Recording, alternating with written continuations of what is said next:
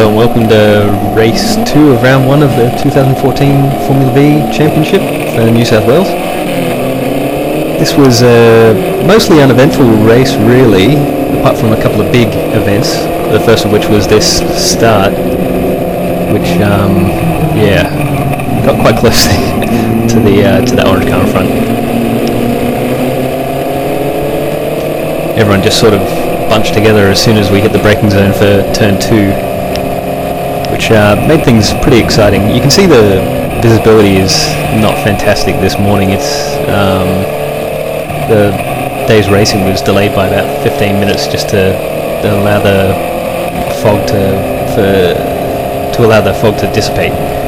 So even now visibility isn't fantastic, but it's a lot better than it was.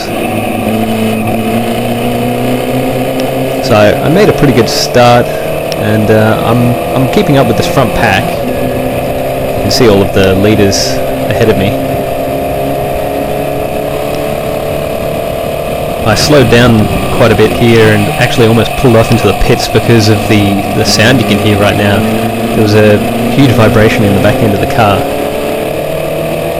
I wasn't sure if it was an issue with the engine or if something was broken, so yeah, like I said, I was very close to just pulling off and seeing if there was a problem. It's lucky I didn't, because that would have cost me a lot. It turned out to just be a loose fan shroud on the rear end of the car.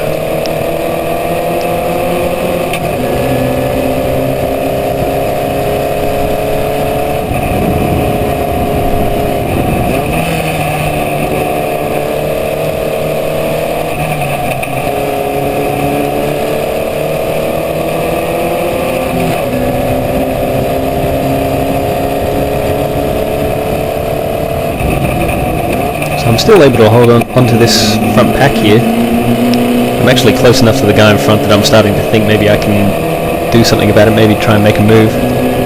Unfortunately, he has a bit of a moment there going through that corner and has to back off, and so I have to back off very heavily, and that cost me 2 places. That was a really good move actually by that guy.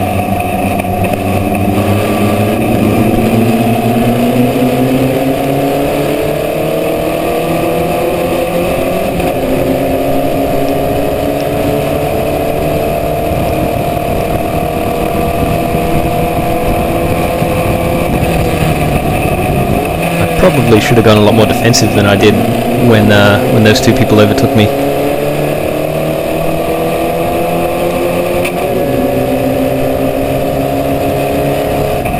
It's kind of cost me a lot to have lost those 2 places, but that's not too bad. I'm still able to hold on to this guy in front. Unfortunately here I just go for a gap that never was really going to be there and ended up catching that curb on the right, which sort of half spun me around. Give my visor a wipe there. Like I said, visibility was pretty poor. It doesn't look great on the camera, and it really wasn't that good from inside the visor either. So I'm down here. I think I dropped down to 17th place after that mistake. Just got to start coming back through the back markers and hopefully catch back up with the midfield. Try and redeem a few places. Just overtake one of my teammates here.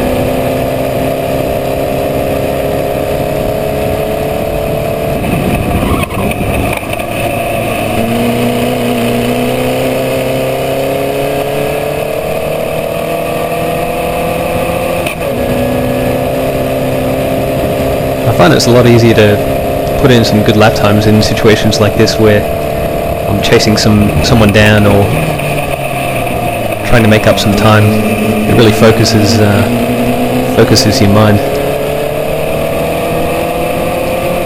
Passing another one of my teammates here.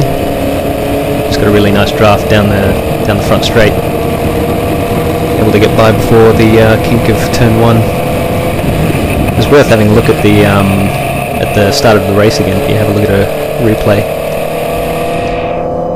You can see I just get boxed in by the car in front and then the two guys to either side of me. The person on my left must have had absolutely no room whatsoever, but he ended up following me around the outside of this corner. You can see my nose just gets a little tap. Yeah, so I was followed around the outside of this corner by someone on my left, and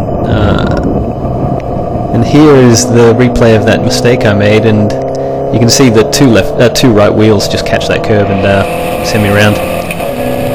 Not great. Way too optimistic by me.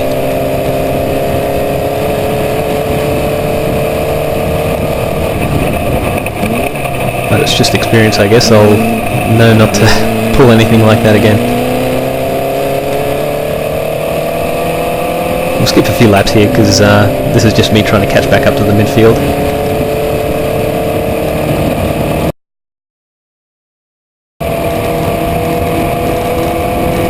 And this was actually my fastest lap of the race here, trying to catch back up to these guys.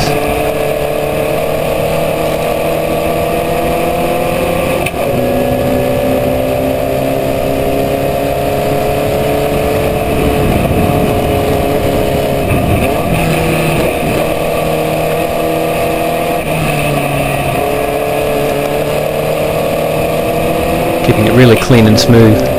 I'm actually surprised this is my fastest lap of the race because just down here I'm overtaking someone. That normally costs you quite a bit of time, especially when you do something like that, catch the curb and throws you off a little bit.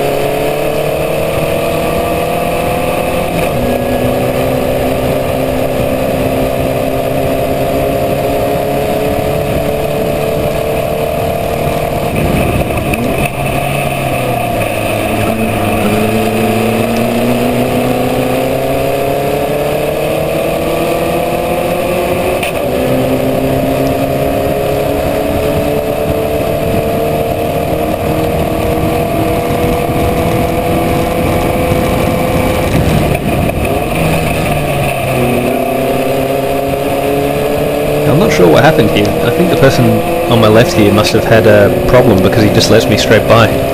Doesn't put up any sort of resistance.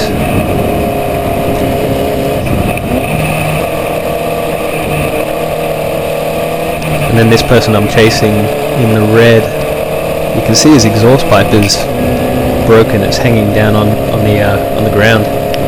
So he actually gets a mechanical black flag for that. They notice that on the pit wall and give him a flag to tell him that he's got a problem and has to pull off the track.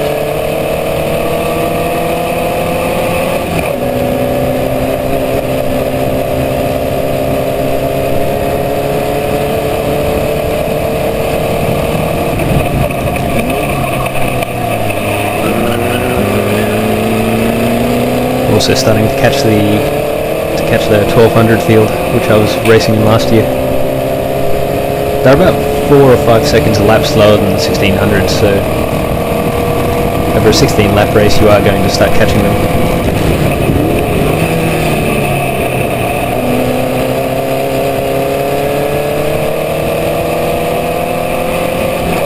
Because we're not racing each other, they don't put up much of an effort to, well, they don't put up any effort to stop you from getting by. We're basically running 2 separate races on the same track at the same time.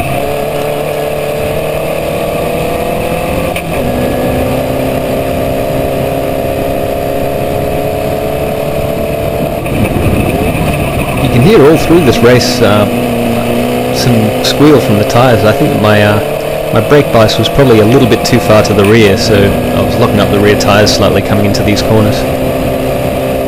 It wasn't enough to be a problem, but you can just hear them start to lock up. You can hear it there. And there goes the red car. He's pulled off because of his issue. I think he actually ended up finishing the race anyway, so it was okay for him.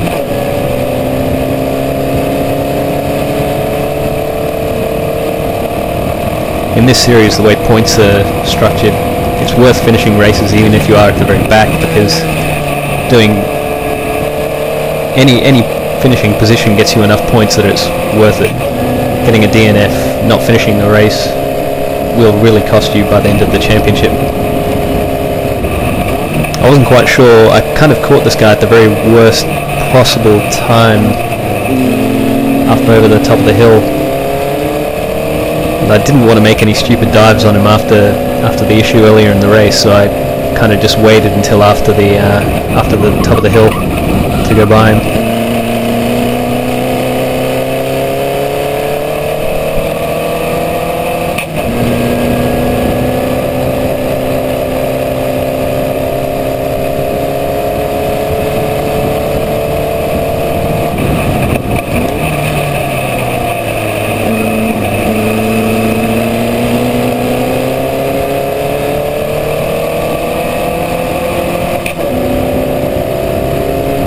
Passing another 1200 here.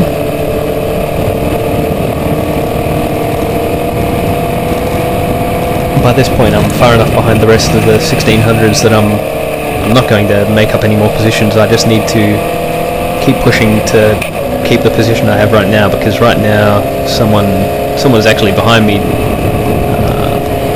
He's starting to catch up to me, so I need to keep the pressure on a little bit.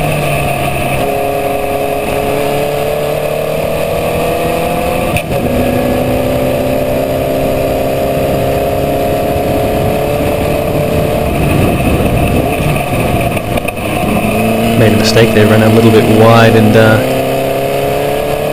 luckily it didn't cost me too much. Make another mistake here and touch the curb. That was a bigger moment than it looks actually. I had to really back off the throttle, or I would have run off the left side of the track. Touching the curbs is so treacherous. It doesn't look too bad on the camera, but from within the car it just throws you around so much. And this is the last lap of the race here, so yeah, pretty uneventful like I said, apart from that turn 1 and that little incident of mine. But it was a fun one. I was feeling pretty good about how this one went, apart from that mistake.